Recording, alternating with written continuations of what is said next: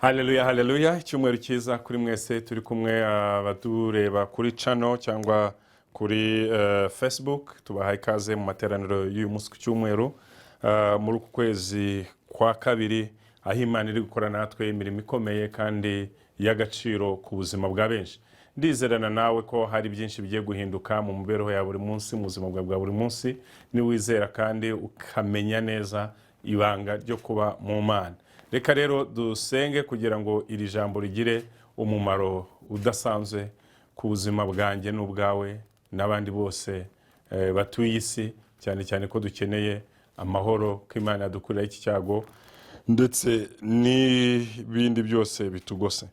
Mu mbaraga z'amaraso ya Kristo, reka iki cyumweru ubwoko bwawe buhabwe umugisha, iteraniro ryose ritureba riduteze amatwi bagirirwe neza, yaba ari muri Amerika, yaba ari muri Aziya, yaba ari muri Europe, bagubwe neza, ndetse no muri Afurika. Ukore ku mitima ya buri wese, igihe cyose azabona izi nyigisho zizamuhindurire amateka y'ubuzima, byinshi bitandukanye bizakoreke kuri we none n'iteka ryose mu izina rya Yesu, amen. Turasoma mu gitabo cya Danieli, igice cyaho cya gatatu, umurongo wa 28, tuze kurangiza n'umurongo wa 30. Turasoma muri Danieli igice cyaho cya 28, umurongo igice cyaho murambabarira cya gatatu, umurongo wa 28 kugeza ku wa 30. Umwami ahimbaza Imana ya Saduraka. Nebukadinezari aravuga ati, Imana ya Saduraka na Meshake na Abedenego ishimwe, niyo yohereje marayika wayo ikiza abagaragu bayo bayiringiye, kuko bigurukije ijambo ry'umwami, bahara amagara yabo, kugira ngo batagira indi mana yose bakorera cyangwa basenga itari Imana yabo. Nicyo cyatumye nca iteka kugira ngo umuntu wese wo mu moko yose y'indimi zitari zimwe uzavuga nabi Imana ya Saduraka na Meshake na Abedenego azatemagurwe, kandi urugo rwe ruzahindurwe nk'icyavu, kuko ari nta yindi Mana ibasha gukiza bene aka kageni. 30. Ibyo bishize, aka kajambo niko nshaka, umwami yogeza Saduraka na Meshake na Abedenego mu gihugu cy'i Babuloni. Haleluya. Imana yo mu ijuru ibaha umugisha kubwira ijambo mumaje kumva dusoma, kandi rigira imbaraga ku bugingo n'ubuzima bwa buri wese. Twarisomye mu gitabo cya Danieli igice cyaho cya gatatu, umurongo wa 28, dushoje n'uwa 30. Umutwe w'amagambo uyu munsi uravuga ngo hari bigomba kurangira. Hari bigomba kurangira, Satani abishaka atabishaka. Hari bigomba kurangira mu rugo rwawe, hari bigomba kurangira mu kazi kawe, hari bigomba kurangira mu mibereho ya buri munsi, hari bigomba kurangira ku mubiri wawe. Hari ibintu bigomba kurangira kuko hari umugambi w'Imana ku buzima bwawe. Nicyo ukeneye ko Imana yarangiza kuri wowe. Turahera kuri wowe physically. Nicyo ukeneye ko Imana yarangiza muri family yawe. Nicyo ukeneye ko Imana yarangiza ku rugo rwawe bwite. Hari family muri rusange, urugo rwawe none, cyangwa se ku buseribateri bwawe bari kumvuga. Ibihe byose uhagazemo hari imbaraga ukeneye ko zakora igitangaza kirangiza bya bindi byizanye cyangwa byoherejwe cyangwa wikururiye. Birashoboka. Hari ibintu umuntu yikururira, hari ibyo bamwoherereza, hari n'ibindi biza mu bundi buryo butandukanye. So Saduraka, Meshake na Abedenego ni bamwe mu bana bagiye muri iki gihugu Babuloni, bajyanwe gukorayo utuzi cyangwa akazi. Bagezeyo basanga bitandukanye n'iwabo, uko bari babayeho, uko babagaho mu ngo zabo, uko babagaho mu miryango yabo, uko basengaga Imana, uko baganiraga n'Imana, bitangira kubananira. Bibananizwa n'abapagani basanzeyo. Mbere babashe kubigisha igikarudayo ngo bamenye urwo rurimi rwabo, barabyize, babategeka imirire bari bafite. Abana b'abahungu barayanze kuko ngo byari ibyo kurya bihumanijwe.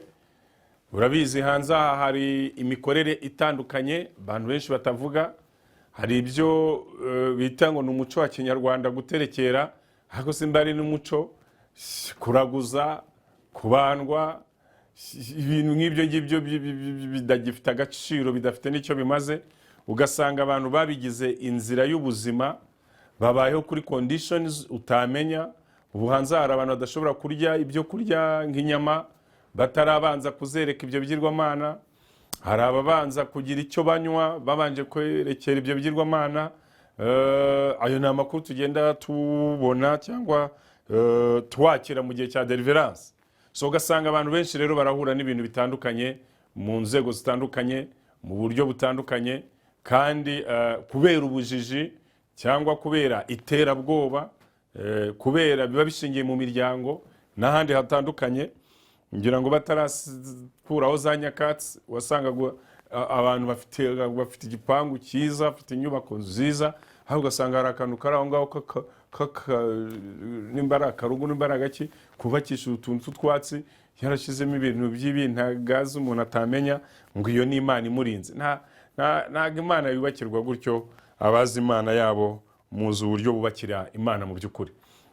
So iyi migenzo n'iyi mico yagwiriye aba bagabo bari baragiye i Babuloni mu buryo batazi, kuko bari bari gupagasa, bari gushaka ubuzima, ariko bagira principe bagenderaho. Ntuzahindurwe n'iminsi n'ibihe cyangwa n'ibihugu, amahanga n'ibindi bice byose bitandukanye, ngo ushake kwitwara utyo, kandi hari Imana wamenye, ugira ibyo wemeranya nayo mbere yo gufata umwanzuro wo kuba wava mu gihugu wari urimo. Tuvuga uvuye mu Rwanda ugiye mu bihugu by'i Burayi, uvuye mu Rwanda ugiye mu bihugu bya Amerika, uvuye mu Rwanda ugiye ahandi hatandukanye. Ntuzagendere ku mahame kuko wagize ikigusunika cyangwa abakoshya cyangwa abakwerekera. Oya, uzemere ibyiza, ariko ibibi bizakube kure mu izina rya Yesu. Imana iguha ubwenge n'uburinzi n'imbaraga, kandi igukureho icyo kintu cyose cyagihagurukiye kukwangiza no kuguta mu mwobo mu buryo budasanzwe. Haleluya. So Saduraka, Meshaki, Abedenego, aba bagabo uko ari batatu baje guhura n'akaga gakomeye cyane, aho umwami Nebukadinezari yubatse ikigirwamana, ashyiraho amabwiriza ahamye ndetse agomba gukurikizwa mu buryo budasanzwe. Cyane cyane ko kwemera kw'abantu b'i Babuloni kwari gushingiye mu gukoresha imbaraga z'ibigirwamana cyangwa se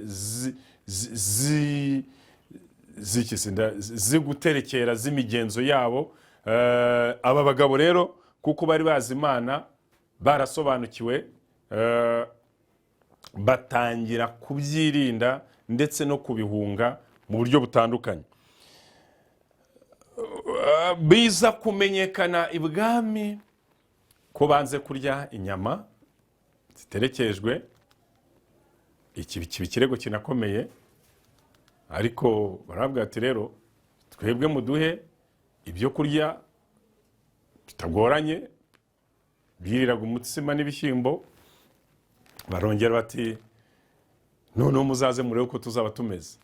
Kubera ya masengesho, kwa kwizera no kubirya banyuzwe, bashima, bahimbaza, byatumye Imana izamura icyubahiro cyayo. Irabwira ngo ubundi mfite ubushobozi bwo guhindura ibishyimbo inyama, mfite ubushobozi bwo guhindura ikintu cyose uko ngishaka. Muzajya murya ibishyimbo, nimba byagiraga vitamine ishobora gutera ibiro 5, mwe muzagira ibiro 10. Niba ari taye bakeneye, bituza, amaboko ameze ukuntu, amaguru ameze ukuntu, umva abagabo ngo baragenda baba basore buzuye batsindagiye. So icyo kirego kiba kivuyeho.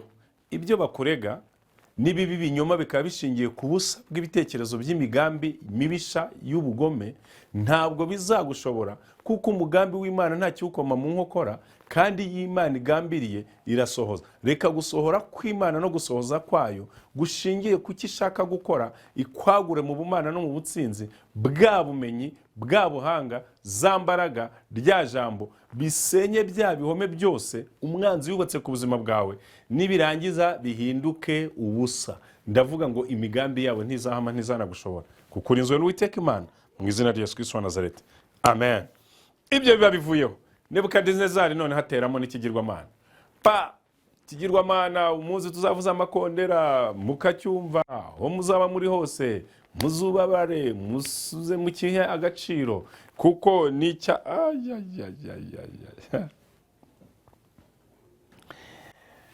baragizanye, baravuze, bavuje amakondera, abasore wapi, barongeye wapi. Nkwibutse ko uriwe uko ugenda, uko uvuga, uko uririmba, uko usenga, uko uhaha, icyo ukora, icyo uri cyo kiragukurikirana kugeza ku rwego ugenzurwa n'abatakagombye kuba abagenzuzi bawe. Hanze aha hari abagenzuzi bagenzura umuntu ntawe ubahemba, ntawe wabahaye akazi. Abo bantu Imana ibakurinde. Rimwe na rimwe babikoreshwa n'amashyari, ubundi babikoreshwa n'inzangano, ubundi bafite se Satani baba batumye, ubundi bakorera abadayimoni, ubundi ni abarozi. Naratangaye buriya bariya ba lefa ba rubitire, bariya basifura akenshi basifura inshuro nyinshi, namwe muzabirebe, basifura amakosa. Kereka igitego kigiyemo. Ariko rubitire, umusifuzi, lefa, nta kindi ashinzwe ni ukugenzura amakosa. Kandi abagenzura iki? Abakinnyi b'umupira. Kandi uriya rubitire akenshi nta nubwo abazi no gukina bamwe na bamwe. Ariko amategeko y'umukino, imyitwarire y'imikino abayifite, nta nubwo asifura nk'uko asifuriye runaka, asifura bitewe n'uko umukino umeze. Hanze rero hari ba rubitire bagenda basifura, yasambanye, yanyoye, yabeshye. Nibyo ngo ni umurezi Satani ngahora dushakamo ikibi aturega. Ariko tukagira umurengezi wacu, haleluya, mwijuri mbere y'Imana fise umuntu mvugira. Bibiliya ivuga ngo umwuka wera ngahora tunihira iminiho, atunira abadata, mubabarire. Yego baramureza ariko mubabarire. Ariko Satani utagira isoni ngo wigeze kujya kurwanira umurambo wa Mose, ngo kuko yakoze icyaha agakubita urutare. Bene data nshuti zanjye, urwanye na byinshi bikugenzuza mu buryo budasobanutse. Uzi kugenzurwa na muramukazi wawe, uzi kugenzurwa na muramu wawe, na nyoko bukwe, n'umukazana, n'umudiyakoni, n'umuririmbyi, na protokole. Izo nzego zose uko zigenda zikugenzura, zigushakisha, zishobora kugusubiza hasi mu bitekerezo, zishobora kukwangiza mu bitekerezo. Ariko ndagira ngo nkubwire ngo nukomera ku Mana yawe uzatsinda, kandi uzazamura ibendera ry'ubutsinzi, ushima Imana ku byo izaba yakoze. Haleluya. Mbere duha amahirwe rero yo kumera nk'aba bagabo cyangwa se bari abasore batatu banze kuramya ikigirwamana complete. Babarezi barirutse bageze ku mwami. Umwami ati kweri, bati yemwe byagenze bite basore? Bati rero nyakubahwa mwami, mu muco wacu ntituramya ibigirwamana. Cyo ni cyambere. Cya kabiri, nta n'impamvu yo kubyubabarira. Icya gatatu, dufite Imana isumba byose, dufite uko tuyisenga. Erega turabizi ko Imana ishobora byose. Imana ikiza indwara zose, Imana iragabura, itanga ibyo kurya, Imana ijya yambika abantu bari bambaye bidafite agaciro, Imana itanga amazu, amamodoka, Imana ikora byinshi, izamura ku nzego zitandukanye, Imana irababarira, Imana ntago ivuga ngo nejo wakoze iki. Iyo niyo Mana tuzi yo kubahwa, n'uburyo bayisengamo, n'uburyo bayiramyamo. So ibi bintu rero by'ibigirwamana oya ntaho bihuriye. Rega basogokuruza bariya ba Aburahamu bavuye kwa Setera, banze ibigirwamana, bageze amahirwe, bagenda bahindura ubuzima bw'abantu benshi, kandi koko byarabaye. None kuki twebwe? Kuko turi Babuloni, kuko turi mu bunyage? Aya abahungu ngo barayihamya. Imana hiri nayo iravuye iti wi aba bana nanjye ndabubahisha, aba bana nanjye ndabarwanirira. Uwiteka Imana ikurwanirire kuko wahamije rimwe birenze kabiri birenze gatatu. Yiheshe icyubahiro ku buzima bwawe, akwambika izindi mbaraga kandi aguha igisubizo gituma abagushengeye, abagushungeye, abaguhagurukiye, abagukobye, bakubonye muri bwa buzima bugerwa ku mashyi, babone urambye byiteka. Bibiliya yatubwiye ngo nuko ngarabwira ati none niyihe Mana iri banyize mwabana mwe ko nashizeho itegeko ko umuntu utazaramya ikigirwamana azatabwa mu itanura ry'umuriro. Murabyumva muti abantu basenze ni nk'ibyihebe. Haleluya. Gusenga ugahamya Imana nayo yihesha icyubahiro. Abango rero ngo Imana dusenga, erega iyo Mana dusenga irakomeye, ni Imana itabura guseruka, ni Imana yumva amasengesho, iyo Mana dusenga irakomeye. Ngo kwagukomera kw'Imana no gushaka kw'Imana no kwigaragaza n'ubutware n'ubutsinzi n'icyubahiro ibiramanutse. Haleluya. Ngo baravuze ngo naho Imana yacu itadukiza ntabwo tuzubabarira ibigirwamana, cyoko ribasha no kudukiza. Imana ibasha ibyawe mu izina rya Yesu. Uko ngo yakayihamije ngo wa mugabo azahuranwa n'uburakari. Buriya abadayimoni bahora barakariye abantu b'Imana, bashaka iteka aho bahera ngo bakubite hasi ubuzima bw'umuntu, bamwice urubozo, bamwicisha ubukene, bamwicisha amagambo, bamwicisha amatiku, bamwicisha inzangano, bamwicisha amakimbirane, bamwicishije inyungu zabo. Ariko humura ya Mana twizeye ntigibura uko bigenza. Ntiyabura uko bigenza gute se? Gute? Ko yirebera, ko ntawe uyiguteranyaho. Urumva amahirwe yayo cyangwa amahirwe yacu. Bibiliya avuga ngo nuko Saduraka, Meshaki na Abedenego babakubise kando, barababoshye neza cyane, bamaje kubaboha, ngo wa muriro baravuga ngo mukuba inshuro 7. Uko muri bukuba inshuro 7 niko bari bushye vuba vuba. Nuvuga ngo umujinya we warenze urwego rw'umujinya, ahubwo yamaje kubica tayari. Birashoboka ko ibiguhekenyera amenyo n'ibiguhagurukira n'ibikuzamukira kukwangiza bihora byoyenyenyeza umujinya, umuriro. Ntacyo bizageraho, ntacyo uzaba. Intwaro bacire kukurwanya nizo zizabiyicira, imigambi yabo mibi niyo izabagaruka, ibico byose baguciriye nibo bizafata, imitego baguteze nibizafata, ibirego bakureze nibo bizagaruka, kuko uburinzi bw'Imana buri kuri wowe. Icyo ugomba kwizera mu gihe nk'iki nuko imbaraga z'Imana ziri hejuru y'imbaraga y'ibintu byose.